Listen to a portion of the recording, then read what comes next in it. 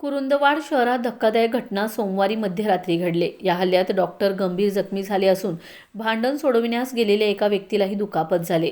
Doctor Mahesh Vilas Suravase वय 26 राहणार स्वामी समर्थ कट्टा कुरुंदवाड, मूळ राहणार रांजणी तालुका पंढरपूर आणि अविनाश वाले राहणार कुरुंदवाड अशी जखमींची नावे आहेत। या प्रकरणी डॉक्टर सुरवसे यांनी कुरुंदवाड पोलीस ठाण्यात फिर्याद दाखल केली। पोलिसांनी दिलेल्या माहितीनुसार डॉक्टर सुरवसे हे सिद्धिविनायक हॉस्पिटलमध्ये कार्यरत आहेत।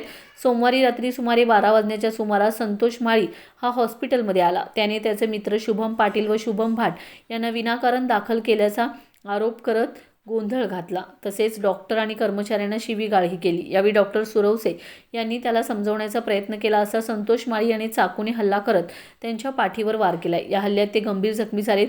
त्यानंतर पुन्हा हल्ला करण्याचा प्रयत्न करत असताना मध्यस्थी करण्यासाठी पुढे आलेल्या अविनाश वाले यांच्या हातावरही चाकू लागून ते जखमी झालेत।